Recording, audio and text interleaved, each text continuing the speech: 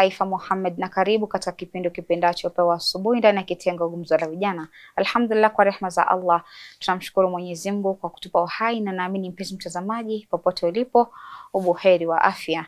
Na insha Allah katika studio zetu tunaye si mwingine bali ni kaka yetu Luqman, ambaye amekuja kukufunza mengi ama kujuza mengi wewe kama kijana kuhusiana na jamii, pia kuhusiana na dini. Kama tunavyofahamu sisi kama vijana, dini ni muhimu pia kuweza kuifahamu. Na katika mada yetu ya leo insha Allah, mpenzi mtazamaji, tunaenda kuangazia kusoma kwa nia ya kumridhisha Allah. Je, unaposoma wewe unasoma kwa nia gani? Kuna wengi sasa hivi wamekataa kusoma, na huko kusoma unasoma kwa sababu gani? Inshallah leo tutaweza kuyafahamu mengi kutoka kwa kaka yetu Luqman inshallah. Karibu sana. Asalamu alaykum warahmatullahi wabarakatuh. Wa alaykum salam warahmatullahi wabarakatuh. Karibu sana Luqman. Nashukuru. Ni muda mwingi sana, lakini alhamdulillah uwepo wako ndo furaha yetu. Ndo furaha, mimi nitasema ni raha na pia ni furaha. Alhamdulillah. Na kukosa kuwa hapa inakuwa ni kama ni karaha pia. Naam kabisa. Naam, bismillah. Naam, shukran. Kwa mujibu wa mada iliyoko mbele yetu, kusoma kwa nia ya kumridhisha Allah. Kwanza kabisa, kabla tujitose katika kuelewa vipi tutasoma kwa kumridhisha Allah, mwanzo kabisa kuna kauli nzito sana kutoka kwa Amir al-Mu'minin kuhusiana na elimu. Asema Amir al-Mu'minin Ali ibn Abi Talib karramallahu wajhahu, anasema idha ardala Allahu abdan hadara alayhi al-ilm. Maana yake ni nini? Asema Amir al-Mu'minin, Mwenyezi Mungu akitaka kumdhalilisha mtu, akitaka kumdondosha heshima, akitaka kumuondoa thamani mbele ya macho ya watu, huwa yeye anamuondolea elimu. Inakuwa wewe ukiondolewa elimu, Allah akikupatia elimu alafu akaiondoa, wallahi utakuwa ni mtu unadhalilika mbele ya watu. Na si mbele ya macho ya watu tu peke yake, bali wewe utakuwa ni mtu kiumbe ovyo. Maana tofauti ya sisi na wanyama ni sisi kukuwa na akili. Akili ndio hiyo inabeba elimu. Na elimu ikikuwa wewe hauna, unakuwa akili yako na mnyama, wewe na kondoo hakuna tofauti. Ndio maana pale tukaambiwa na Mwenyezi Mungu katika kitabu chake kwamba sisi ni kama wanyama, bali kuna wale wamepotea zaidi kuliko wanyama, kwa sababu yeye ana akili lakini hawezi kuitumia. Kwa hiyo elimu ni jambo kubwa, ni jambo ambalo kwamba linashika murua ya binadamu. Ndio limetufanya sisi tukawa viumbe bora. Tukapewa free will na Mwenyezi Mungu ya kufanya nini? Ya kuchagua, kwa sababu anajua yeye tayari amekupa elimu. Kwa kupitia elimu ile wewe utajiongoza tu. Utaangalia, utabainisha. Ndio maana Mwenyezi Mungu akasema inna hadainahu sabila imma shakiran wa imma kafura. Yani yeye ndio ametuongoza sisi njia mbili, ima wewe uchague ile ya upotovu ama ya uongofu. Yote haya yanapatikana mtu akiwa na elimu. Hauwezi kubainisha kama una elimu. Kuna ndugu zetu katika ubinadamu hana elimu ya kutambua kwamba Mungu ni mmoja. Mpaka afike mahali apatane na ile elimu, aisome kisha afanye nini? Atambue Mungu ni mmoja. Kwa hiyo kama hajasoma ama hajafanya utafiti, ile kutafuta ujuzi fulani ndio elimu. Kwa hiyo bila elimu sidhani kama dunia inaweza kusonga. Na heshima ya binadamu pia itakuwa haipo. Sisi tutakuwa kama wanyama, kama elimu itakuwa hakuna. Na hii ni kwa kauli ya Imam Ali karramallahu wajhahu. Allahumma salli ala Muhammad wa ali Muhammad. Allahumma salli ala Muhammad wa ali Muhammad. Na tukiangalia katika kauli za Mwenyezi Mungu Azza wa Jalla, Qur'an, kitabu ambacho kwamba ni mwongozo kwa umma, si umma tu bali kwa binadamu. Ambacho Mwenyezi Mungu, unajua chochote kinachotengezwa au kuumbwa, hata binadamu aketi chini akatengeneza pale, akaketi akatengeneza elektroniki yake kama kamera au TV au redio, kwa yule ambaye kwamba anataka kuitumia ambaye yeye ni kwa manufaa yake, mara mingi lazima atapewa kitu ni manual. Ile manual ni elimu, ataitumia vipi nini kweli ile kifaa ambacho kwamba amenunua kutoka kwa yule mtengenezaji. Kwa hiyo Mwenyezi Mungu baada ya kumuumba binadamu akampatia na elimu. Na elimu ndio ilimpatia Adam daraja mpaka Mwenyezi Mungu akaambia malaika msujudieni Adam. Ndiyo. Ibilisi naye kwa kiburi chake kapata laana. Alilaaniwa kwa nini? Kudharau elimu ya Adam. Ile ilikuwa ni sijda ya sharaf ya elimu ya Adam. Kwa hiyo tunaona binadamu daraja aliyofikiwa, aliyopandishwa na Mwenyezi Mungu akafika mpaka malaika wanaambiwa msujudie Adam kwa sababu ya nini? Elimu. Baada ya malaika pia kuambiwa tajeni majina ya vitu. Wakaambia Mwenyezi Mungu, sisi hatuna elimu isipokuwa ile yenye wewe umetujalia. Waliheshimu na kutambua elimu ya Adam aliyopewa kabla hajaambiwa aionyeshe. Kisha Adam akaambiwa waambie majina ya vitu hivyo. Lakini si vitu. Katika kupita katika kutafuta elimu, nilikuja kugundua kumbe sio vitu, ni watu. Ni watu. Ile aya Adam aliambiwa ataje majina ya watu. Umeona? Sasa baada ya kuyataja yale majina, ndio wale malaika wakakuwa wanaogopa ile elimu Mwenyezi Mungu amempatia Adam, na wakatii amri ya Mwenyezi Mungu ya kuambia msujudieni Adam kwa elimu aliyokuwa nayo. Kwa hiyo elimu ni kitu ambacho kwamba kimemfanya mwanadamu apate sharaf, na ndio kitu ambacho kwamba kitampatia mwanadamu kesho janna mbele ya Mola wake. Kwa hiyo elimu ni jambo zito, si jambo la kuchukuliwa hivi hivi. Ndio. Allah katika kitabu chake hicho Qur'an, tuangalie aya za kwanza kabisa kuteremka katika Qur'an. Naam. Ambapo maulama wa pande zote, hakuna madhehebu katika Uislamu inapinga hili. Ndio.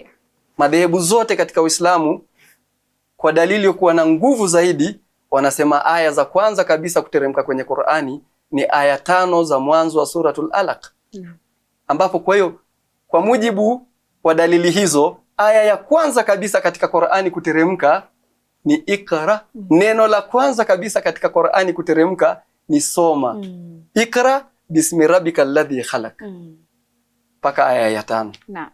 Sasa angalia Mwenyezi Mungu kusoma na elimu, daraja aliyoipatia pia katika maneno yake matukufu, akachagua elimu ndo jambo la kwanza ataliteremsha kabla haja zungumza chochote katika Qur'an. Kwa hiyo jambo la kwanza likakuwa ni Ikra bismi rabbikal ladhi khalaq. Soma kwa jina la Mola wako anayeumba. Waona? Sasa baadhi ya maulama, lakini sidhani kama ni pande ya wafuasi wa Ahlul Bait. Kuna pande hiyo nyingine wa wanatafsiri hii aya kwamba Ikra ni soma Qur'ani tu. Wakachukulia elimu ambayo kwamba Mwenyezi Mungu, wakamchukua Mwenyezi Mungu, na hii ni mbinu iliyotumika na maadui wa Uislamu na maadui za Mwenyezi Mungu na washirikina. Wakafanya katika njama zao za kuseparate dini na dunia. Wakaambia watu hapa ni dini, hapa ni secular. Hizi ni mbinu ambazo kwamba zilitumika, wakaweka watu fikra, na tuseme ni mtihani uliingia katika pia umma wa Kiislamu, kwamba Waislamu wanatafsiri kwamba Mwenyezi Mungu akitaja ilmu basi amesema Qur'ani, tahfidhi hizo mambo ya mustalaha ya hadith. Hiyo ndio ingekuwa kama Mwenyezi Mungu amesema tu kusoma ili ajujue kusoma Qur'ani, kusingekuwa na watu ambao wanasoma Qur'ani na wanafanya kinyume na Qur'ani. Ni kweli. Nadhani tumeona wakati wa vita vya Iran na Israeli, na tukaona kari mmoja mkubwa anayefahamika sana akishika mkondo ambao sio, kumaanisha sio wote wanaosoma ile Qur'ani wanaisoma kwa nia ya kufanya kile ambacho Mwenyezi Mungu ameandika pale ndani. Naam. Na ndio maana tulipoambiwa tutafute elimu, na kama elimu wanavyosema elimu ni bahari, elimu ni kubwa, elimu inafaa kupa wewe ile akili ya kuchanganua hii ni batil, hii iko sahihi, ama hii ni. Kwa sababu gani? Ndio maana tukapoa ile kwamba kila mtu ako na fitra, uko na ile intellect, lakini kuna wenzetu wamekataa kutumia ile intellect yenye wamezaliwa nayo. Bimaana ni kwamba utakuta ndio kuna vitabu vya hadithi vingi vimetolewa, wale walioandika ni watu, ni binadamu kama sisi, sio ati ni malaika ameshuka akaandika. Sawa? Sasa ni jukumu letu, tunasoma nini pale? Je, mimi nikisoma hii na niingia akilini kulingana na Qur'ani ama kitabu cha Mwenyezi Mungu ninavyosema? Maana kitabu cha Allah ni kamilifu. Hivi vitabu vingine ni kitabu ambacho kina makosa pia ndani yake. Ni kama vile ukisema kwamba wenzetu wanasema kwao vitabu vyao ni sahihi. Kuna Bukhari na kuna Muslim, si ndio? Sisi ndio tuna vitabu vyetu vya hadithi. Kuna hadithi tu lazima zisomwe, zichanganuliwe vizuri, ziakaangaliwe, ndio na pia kutumia pia intellect yetu kwamba scholar akiangalia hii inaendana na Qur'ani, haiendani na Qur'ani inawekwa kando. Sio kama sihah zile za wenzetu, ndani wao wanakubali hadithi zote. Sasa huo ndio kuna ule tofauti wa kutafuta ile ilmu, bimaana unaitafuta lakini hakikisha kwamba unailinganisha na kitabu cha Mwenyezi Mungu. Je, hivi vitu vile vinaendana? Kweli.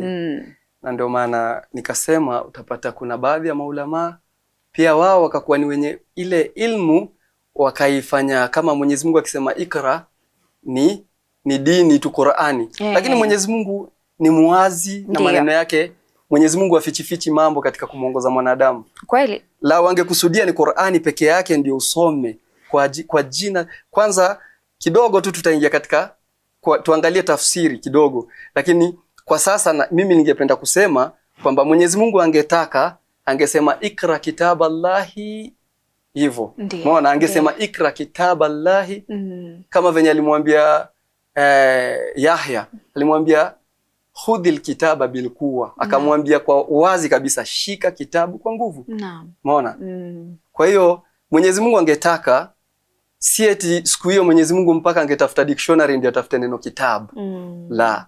Kwa hiyo akisema ikra, hii ni kauli ambayo kwamba ni maftuh.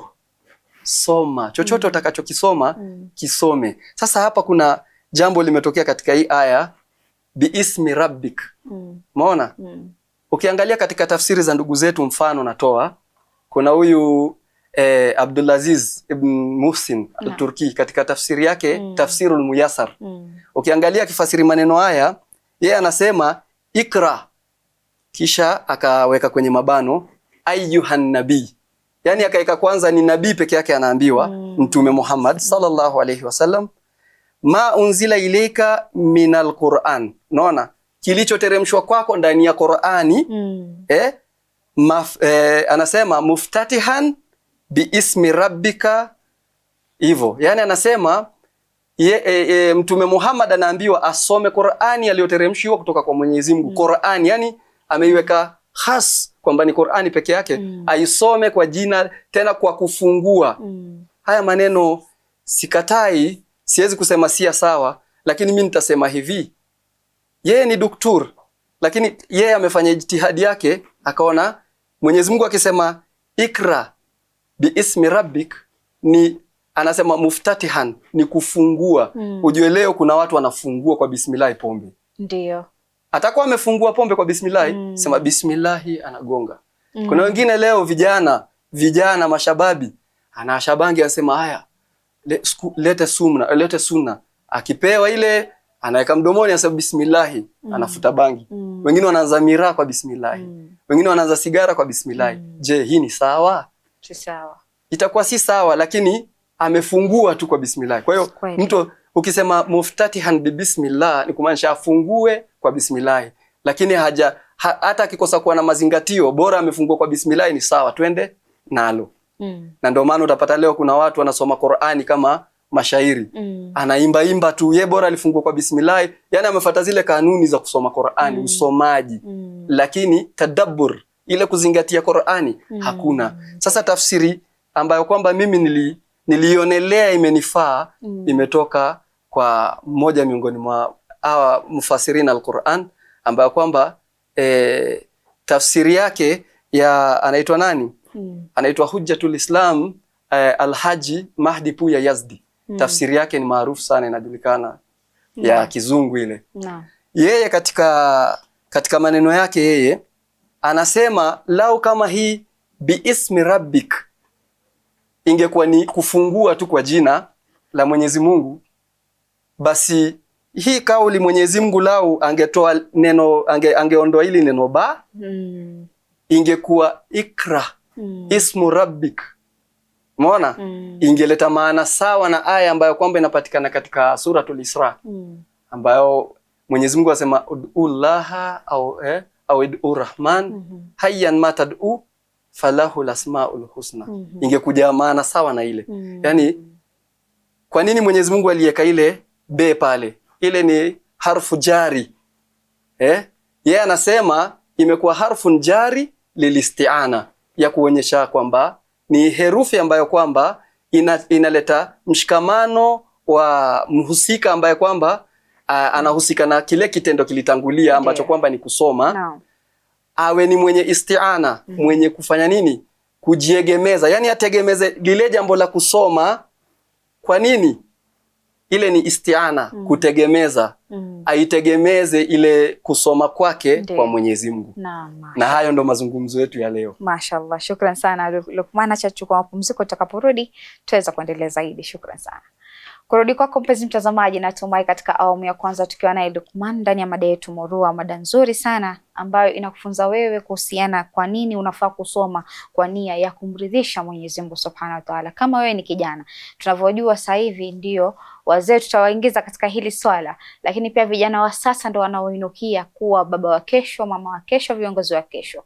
Na wewe unaweza kuwa na familia. Wewe kama kijana, jukumu lako kusoma. Je, unasoma kwa ajili ya nini? Kumridhisha Allah ni kwamba utasoma na kile ambacho umekisoma utakitilia kazi, utakifanyia kazi kulingana na maandishi ya Mwenyezi Mungu Subhanahu wa Ta'ala. Insha Allah, mpenzi mtazamaji, acha tuchukue mapumziko, tutakaporudi tutaendelea zaidi.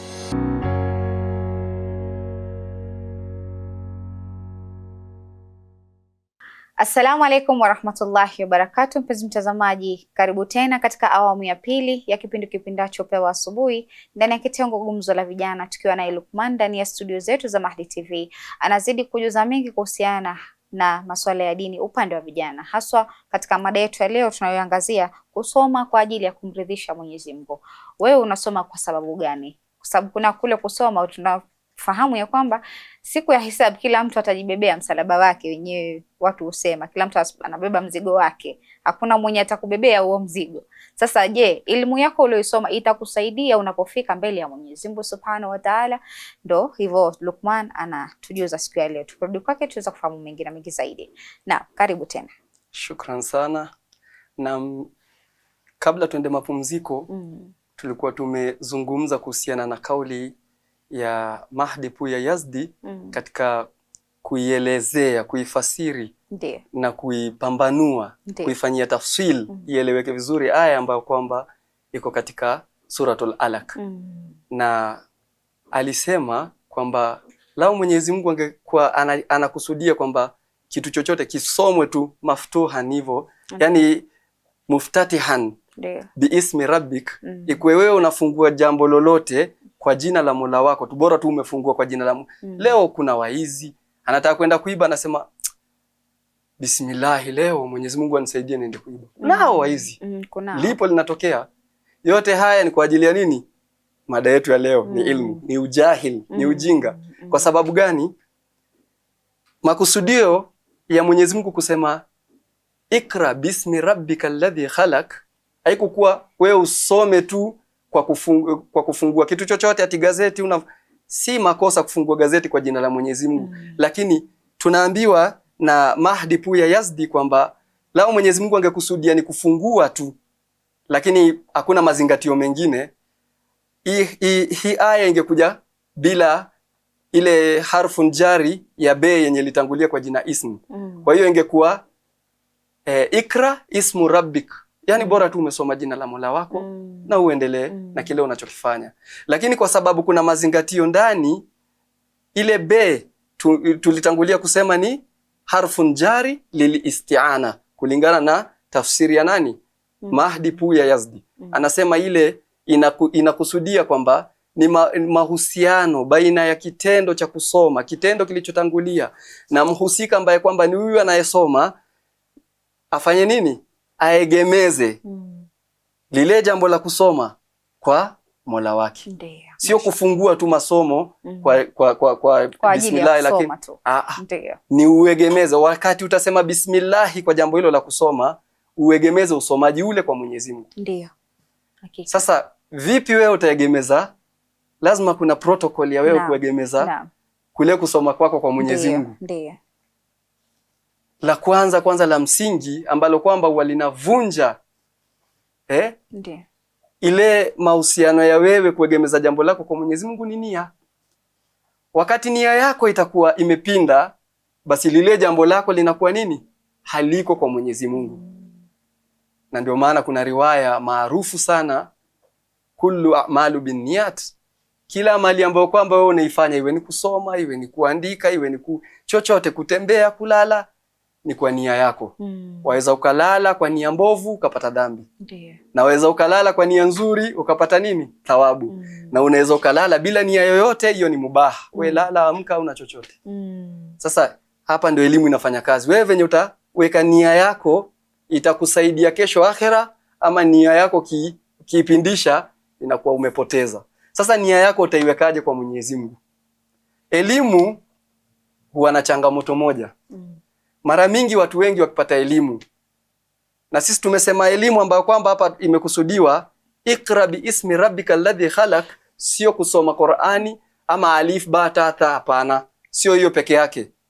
Ni elimu yoyote yenye wewe unataka kuisoma, iwe ni elimu ya urubani, lazima uiegemeze kwa Mwenyezi Mungu. Mimi nasafirisha hawa watu na wapeleka sehemu ya pili, wengine wanaenda ibada, wengine Mwenyezi Mungu amewaambia. Hata unaweza kuwa pale kwa ndege, kuna aya za Mwenyezi Mungu zinaambia watu siru fil ardh. Kwa hiyo watu wameenda kutembea kwa ajili ya kutekeleza ambavyo Mwenyezi Mungu amesema tembeeni ili muone. Ndiyo. Ile ni ibada. Muone waliotangulia mbele yenu yalowapata. Kwa hiyo bado kuna mtu ako katika ile safari, inakuwa ni ibra kwake. Kwa hiyo wewe kusoma kwako urubani, kaa ukijua kwamba unasoma na elimu yako ya urubani uiegemeze kwa Mwenyezi Mungu. Leo kumetoka watu wanataka kwenda hija, tumia urubani wako. Uiegemeze, nia yako ikuwe mimi napeleka watu, mimi ndio sababu ya wao kwenda kufanya hija. Kwa hiyo naegemeza Bismillahirrahmanirrahim. Yani naegemeza urubani wangu kwa Mwenyezi Mungu. Alafu ndio ile ndege unachomoka nayo unawapeleka. Ile nia yako ni muhimu sana. Naam. Sasa ni uzuri sana pia sana nikiingia pande ya elimu za dini sasa. Elimu za dini na elimu za kupambania haki ukumbwa sana na changamoto. Kwa nini? Utapata mtu alienda akaingia hauza ama ameenda kusoma elimu. Kwa nini? Anaona mimi nikitoa mawaidha, nikilipisha pesa fulani nitakuwa tajiri. Umeona? Kwa hiyo yeye akaegemeza elimu yake ni ya kutafuta riziki. Ile kuweka akili yako kwa riziki itatoa ile elimu yako. Sisemi ni makosa mtu kufanya mawaidha akalipwa. La hasha. Hasha wakalla, msimtie maneno mdomoni. No. Mimi najaribu kuelezea yani. Ndiyo. Nia yako isiwe hiyo malipo. Kweli. Nia yako ya kusoma ama ukipata ile elimu umeitafuta, nia yako haswa iwe ni kwa ajili ya Allah, alafu malipo yatafuata baadaye. Na hapo ndio utapata mtu hujui ya kesho ni yatafika wapi. Sababu wengi sasa hivi tunaangalia malipo. Tunaangalia kwamba mimi masomo ya dini, unajua kawaida masomo ya dini yana changamoto sana, hasa upande wa masheha kulipwa ama maustadhi kulipwa, wanapata mtihani mkubwa. Lakini naamini kwamba inategemea na nia yako, umeweka nia gani. Je, mimi niliweka hii nia kwa sababu kusoma, ukiangalia enzi za Mtume ilikuwa haina malipo. Kweli. Mtume ilikuwa watu wanasoma kwa sababu ilikuwa elimu ni wajibu kupata. Sasa hauwezi mfukuza mtoto wa madrasa kwa sababu hana hiyo shilingi. Unajua kuna ile kasumba kwamba tunafananisha shule na madrasa. Exactly. Hivi vitu viwili ukifananisha hakuna siku utaenda mbele. Lakini wewe unafanya kwa nini? Huyu anafanya kwa ajili ya dunia. Huyu akusomesha huku. Wewe unafanya kwa ajili ya akhera. Ukimsomesha huyu mtoto umemjenga kwa baba wa kesho, umemjenga kwa mama wa kesho, na umemfanya huyu kijana awe mtu wa maana. Kwa sababu atajua kwamba mimi nimepata kipato upande wa dini yangu. Hii tayari nilochuma, hii lisomo nilochuma hili, dini yangu inasema hivi. Na dunia huko akisoma ni kwamba angalau impe ile masala ya kazi. Nini na nini, kwa sababu siku hizi uajiriwi kama hauna skill. Kweli. Na hauwezi enda kusoma hiyo skill kama haujalipa pesa. Kweli kabisa. Huku madrasa sio wote watakuwa mashehe. Sio wote watakuwa maustadhi. Kuna mtu yeye atasoma ataka ilmu yake kivyake. Anayeona kwamba mimi napaswa kumpa shukrani huyu sheikh, basi anafaa ampe shukrani. Mwingine ataona mimi mbona niwasomesha watoto na silipwi. Sasa unakuta nitakula nini? Ndio maana wanasema ile kubalance dunia na akhera lazima uwe na ile balance. Usipokuwa na balance hivi vitu viwili itakuwa kuna mtihani mkubwa sana. Ndio maana siku moja nilipitia TikTok, mtu akawa ameandika kwamba yeye maisha yake yote atakampeleka mtoto wake madrasa tu peke yake. Sasa nikajiambia ni sawa, ni sawa, ni hiari yako kufanya hivyo, lakini umemjengea nini ya dunia huyu mtoto? Naam. Kwa sababu kuna kuchuma. Je, huyo mtoto wako umemsomesha madrasa, akikosa kazi huko nje utaenda mlaumu nani?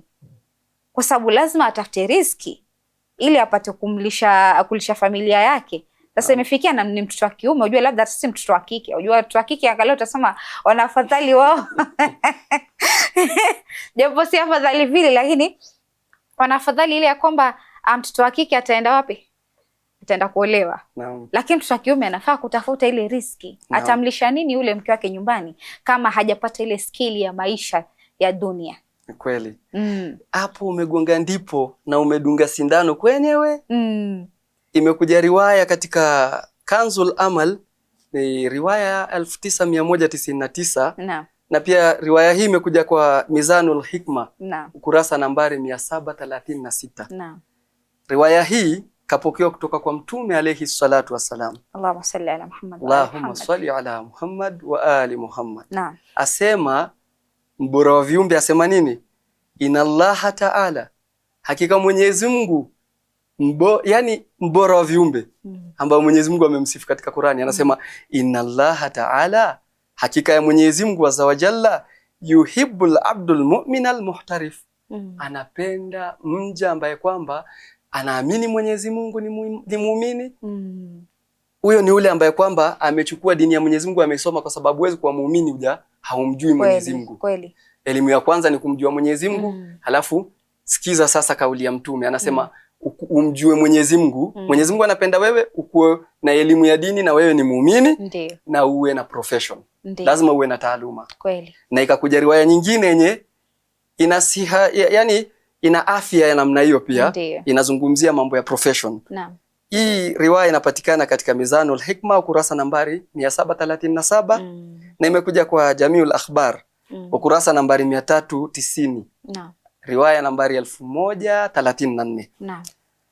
Imepokewa kwa Ibn Abbas, anasema kana Rasulullah sallallahu alayhi wasallam, alikuwa Mtume alayhi salatu wasalam, idha nadhara ila rajulin fa'ajabahu, akiona mja ambaye kwamba amemfurahisha, akakuwa amependezwa na ule mja, kala, anasema hallahu hirfatun, je huyu ana profession yoyote, ako na skills, anajua plumbing, anajua je ana skill yoyote ile. Fa in kalu, na wakisema wale waliokuwa hapo, la, wakamjibu wakamwambia Mtume hana chochote huyo, hana elimu nyingine, yeye ni muumini tu, ama anapenda mambo ya dini lakini hana elimu nyingine.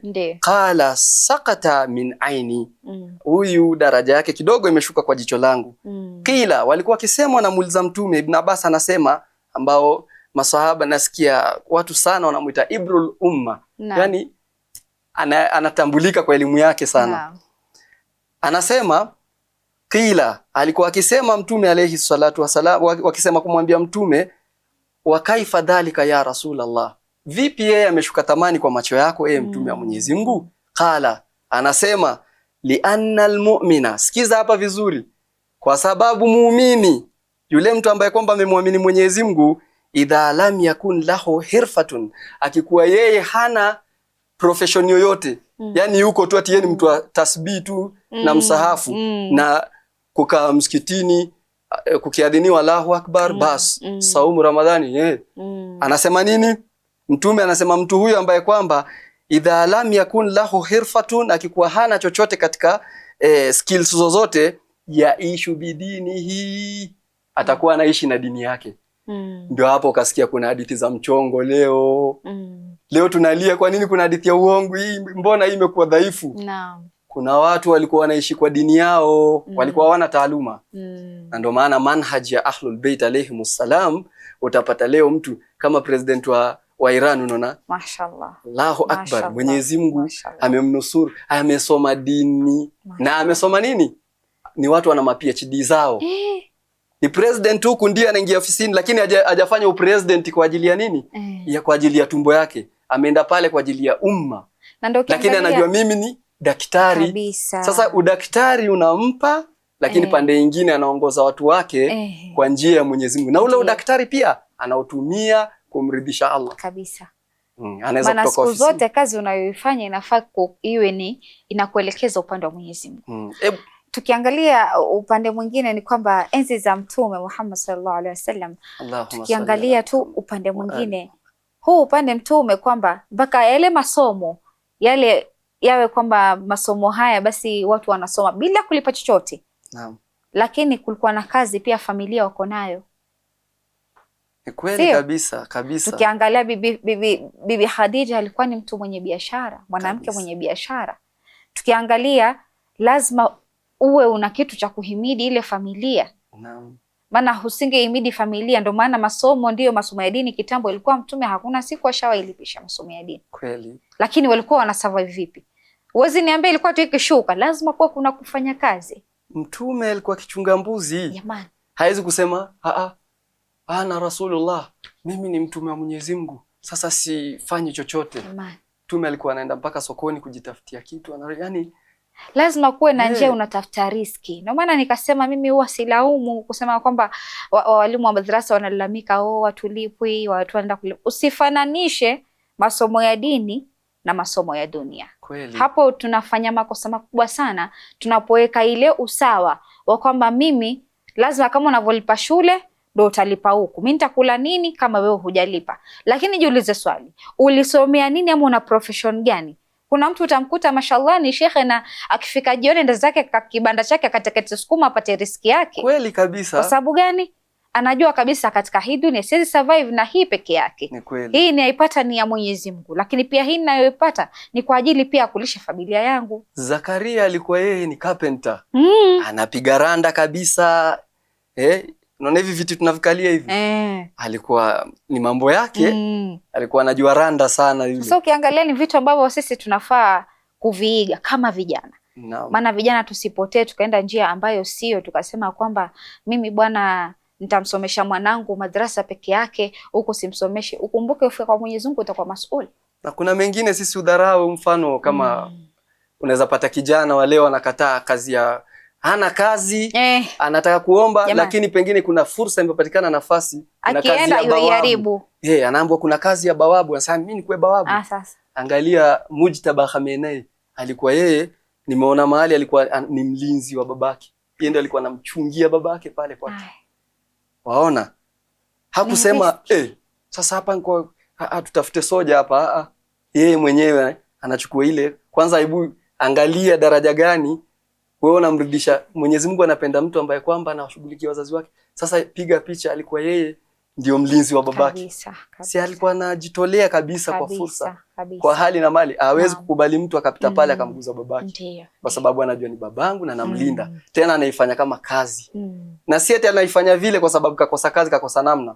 Wengine wanasema fulani amefanya kitu fulani amekosa kitu. Hapana. Amekifanya pengine kwa ajili ya kumridhisha Allah. Sitaki nitegemee watu, nategemea Allah. Allah amenipaia nijaribu. Nitaichukua, nitaithamini. Na ndio maana utapata watu wengi ambao kwamba ameendelea na elimu yake, mwanzo Mwenyezi Mungu alimpa mtihani. Ndio maana Mwenyezi Mungu hata katika aya inaanza fa inna ma'al usri yusra.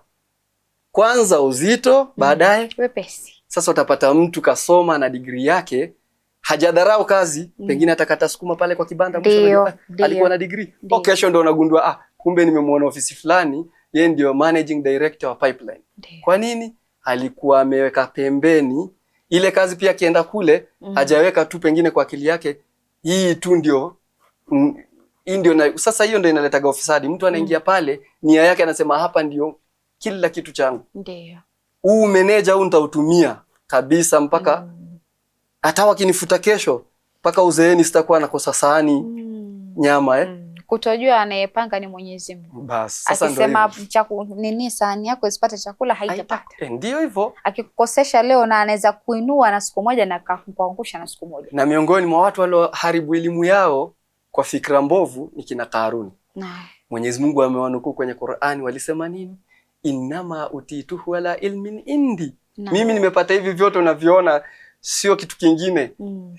Ni elimu hilo nilikuwa nayo mimi ndio imenipa. Sasa unaona pia elimu kumaanisha elimu fikia mahali saa zingine kama haufanyi kwa ajili ya Mwenyezi Mungu inaweza kupa kibri. na uende kwa sababu yako ya kuangamia. Mashaallah. Kweli kabisa. Shukran sana Luqman kwa maelezo yako mazuri sana. Alhamdulillah, Allah akuzidishie elimu kama hiyo, zidi kuelimisha vijana kuhusiana na masuala ya dini.